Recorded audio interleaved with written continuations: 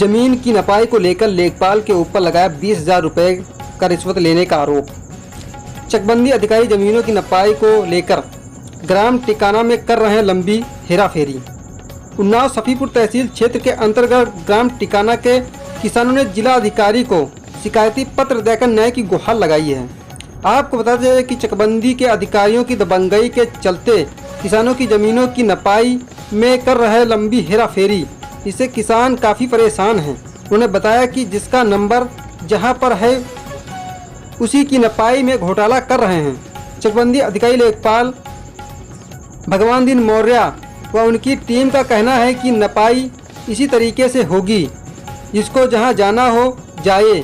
किसानों का कहना है कि एक किसान से 20,000 रुपये मांग रहे लेखपाल भगवान दीन व उनकी टीम। उनका कहना है कि जो पैसा देगा नपाई उसी की होगी, उनको ज़मीन दी जाएगी, और जो पैसा नहीं देगा उसे ज़मीन नहीं दी जाएगी, वरना जिसको जो करना हो कर ले जाकर। हाथ धोए बैठे जिला अधिकारी के यहाँ न्याय की गुहार लगाने वाले वसीक, फरीद, मुसीर, मुर्शीद, समीर, अफसाना, सैमुन्निसा, साजिश, फिजायत, अल्लाह, मंसूर, कादिर, शहीद, मुमताज, शाबान आदि निवासी गढ़ ग्राम टिकाना तहसील सफीपुर न्याय की गुहार लगाने गए।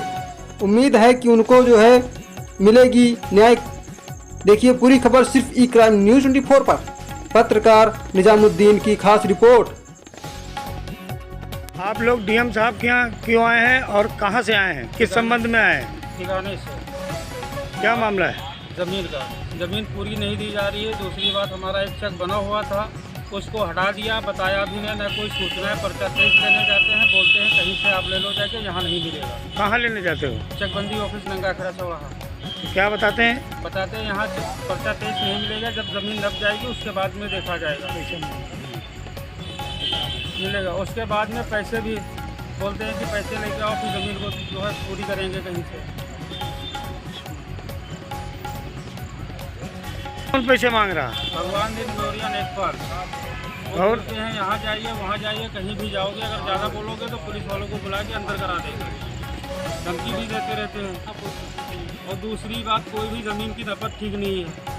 अभी तक हमारी ज़मीन का कोई नफत नहीं है, ना कोई पर्चा पेश है। हमारे वहाँ गांव में 30-32 आपत्ति।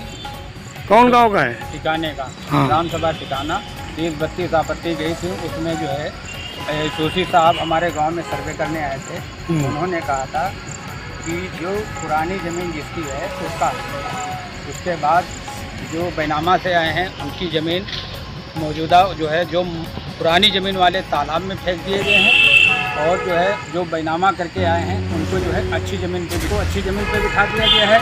जो पैसे देने से असमर्थ हैं उनको तालाब में, कहीं ऊसर में, कहीं कहीं फेंक दिया गया है। जो लोग ऐसे हैं कि जो है वो पीड़ित लोग हैं, ना किसी के पास जा सकते हैं, ना किसी के पास आ सकते हैं। डीएम साहब क्या कहते हैं? डीएम साहब मिली? डीएम साहब नहीं मिले। जो है उनके वहाँ जो है जो पेशकार हैं उनको हमने एप्लीकेशन दी, तो उन्होंने कहा है कि तत्काल आपकी सुनवाई होगी। मैं आपका? मेरा नाम फरीद है। ग्राम टिकाना से हम आए हुए हैं सर में, और हमने एप्लीकेशन सीओ साहब को दी थी मुझे। तो हमारा नंबर संशोधन हुआ था, मतलब एसओसी के स्तर से।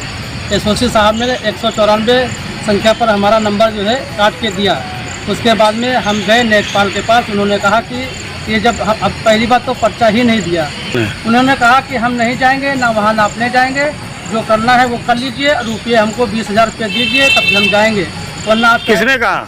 ये नेपाल मौर्य ने कहा, भगवान दिन मौर्य नेपाल ने कहा। जो है जब वहाँ से गए सीओ साहब के पास गए, वहाँ से भी हमने आर्डर लिखाया।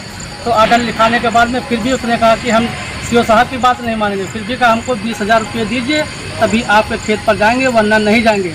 फिर हमने नाथ साहब के पास गए। तो डीएम साहब के दरबार पे आए हैं आप, क्या उम्मीद है न्याय मिलेगा? उम्मीद ये है कि हमको यहाँ डीएम साहब के वहाँ हम हाजिरी लगाए हैं, हमको उम्मीद है यहाँ से हमको न्याय मिलेगा।